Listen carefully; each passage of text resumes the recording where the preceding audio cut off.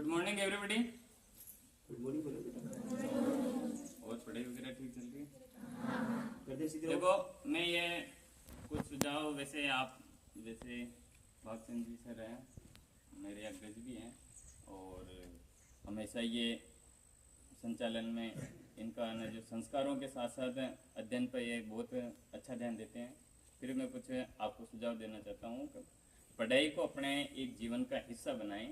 ये पढ़ाई में ऐसा नहीं है सर ने आपको काम दिया और आप भूल गए, ऐसा नहीं होना चाहिए। सर ने काम दे दिया मतलब आपको काम करके लाना ही है। पहले तो दृढ़ इच्छा होनी चाहिए।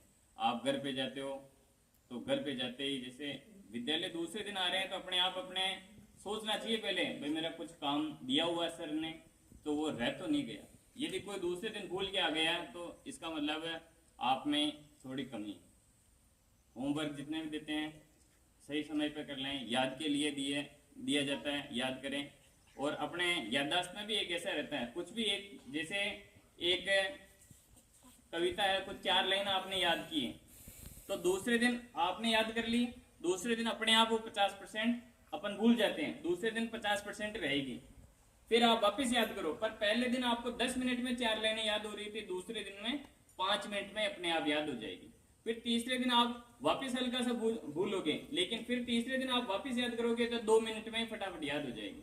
और पढ़ाई को ऐसे ही है, हमेशा जितना भी कोर्स कर लिया है उसका वापस रिवीजन जरूरी रहता है। पढ़ लिया और उसको अपन 1 महीने तक बिल्कुल नहीं देखते हैं तो अपन भूल जाते हैं। इसीलिए जो पढ़ा हुआ है उसको वापस रिवीजन होना जरूरी है। जैसे कुछ है और 10वीं वाले हैं तो 10वीं वालों को मैं कह रहा हूँ, जैसे आप हिंदी है और दूसरे सब्जेक्ट हैं इनको भी इम्पोर्टेंस दें। जैसे गणित है टफ पढ़ती है, सब ज्यादा ध्यान देते हैं। साइंस है इनमें ध्यान देते हैं, अंग्रेजी है इसमें ध्यान देते हैं। ये 3 सब्जेक्ट जैसे ये 100 के पूर्णांक है तो हिंदी भी पूर्णांक वैसे ही है 100 का ही। तो आप हिंदी में भी ऐसा है और हिंदी में आप थोड़ी मेहनत करोगे तो 100 में से आप 90-95 तक ला सकते हो आराम से। इसको ऐसा नहीं कि हिंदी है इसको छोड़ दो, क्यों, ये भी तो महत्व वही है, 100 अंक ये भी तो दिलाएगा।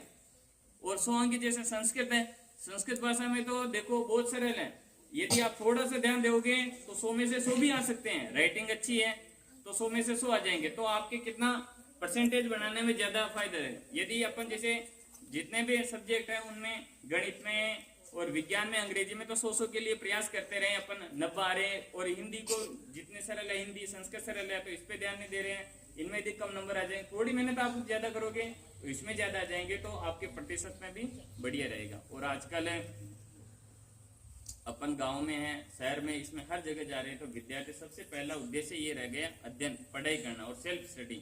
और आप अपना एम बना के रखें, एम माने उद्देश्य। अब अपन तो क्या है गांव में जैसे 10वीं 11वीं 12वीं के बाद में सोचते हैं भाई अब क्या पढ़ेंगे, जबकि शहर वाले एरिया जो रहते हैं उसमें, अभी मेरी बच्ची भी है जो यहाँ पर पहले आती थी, वैशाख यहाँ पे अवनी है जो अभी नवोदय विद्यालय में है। अभी अभी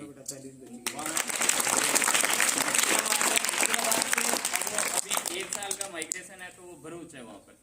अब वो कहते हैं पापा हमारे वहाँ सब बच्चे अपने अपने ने जो जैसे उद्देश्य बना के रखते हैं, भाई मैं डॉक्टर बनूंगा, मैं टीचर बनूंगा, मैं आर्मी में जाना चाहता हूँ, मैं किस में जाना चाहता हूँ, तो वो 6ठी 7वीं से डिसाइड करके रखते हैं और उस हिसाब से ही प्लान करके रहते हैं। तो मन में आप किसी को नहीं बता सको, नहीं लिख सको, तो अपने मन में रखने चाहिए भाई मुझे ये बनना है और उसके अनुसार ही आपको तैयारी करनी चाहिए।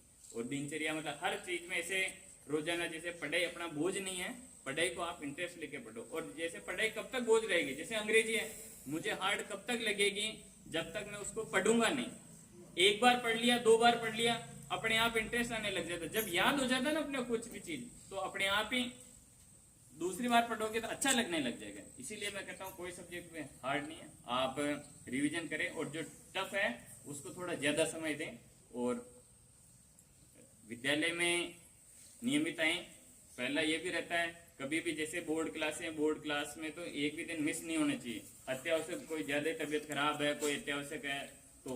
और एक अनुशासन भी जरूरी है। विद्यालय में अपन आ गए तो एक अनुशासन है, यूनिफॉर्म में आना है, सर कह रहे हैं तो ये भी तो आपका एक परिवार ही है, विद्यालय परिवार है। यहाँ आ गए तो ये भी जैसे अपना घर है तो ये भी आपका परिवार है। आ गए आप तो इसमें अपना समझें। और जो भी सर गुरुजी या भलाई के लिए कहते हैं तो उनका कहना माने, और घर पे भी मम्मी पापा का जो एक बार कहते हैं कहना माने, उनके चरण छू करके आए।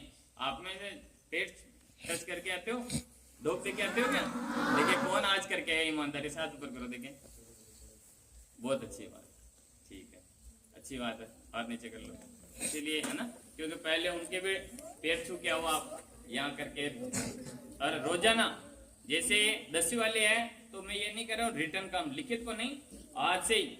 अब देखो मौसम भी अच्छा हो गया है, बारिश भी नहीं आ रही है, गर्मी भी नहीं, साल की सर्दी भी आ गई है, तो आप पढ़ाई का भी मौसम ही अच्छा रहता है। पढ़ाई में भी आप खूब है। शाम को थोड़ा सा हल्का सा भोजन थोड़ा सा कम करें, बोर्ड वाले आपके ने थोड़ा, ताकि जल्दी नींद नहीं आए, और टाइम निकालें पढ़ाई का।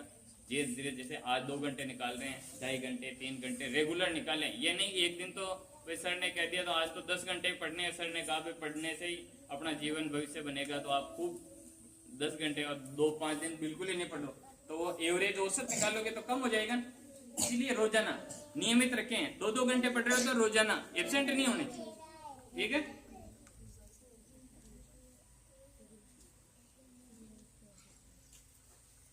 और विद्यालय से मैं जैसे आता ही रहता हूँ, आज तो थोड़ा मैं किसी कारणवश लेट हो गया, वरना हमेशा जब भी बुलाते हैं जब भी मैं आता हूँ, और हमेशा ही मुझे जो भी जैसे मार्गदर्शन के लिए कुछ भी याद किया जाता है तो मैं अवश्य आता हूँ। और आपके भी इन फ्यूचर भी जब भी जरूरत पड़ेगी, कुछ भी आवश्यकता होगी, या हमारे से सुझाव पढ़ाई से संबंधित आप पूछोगे, तो मैं हमेशा आपके लिए मदद करूँगा।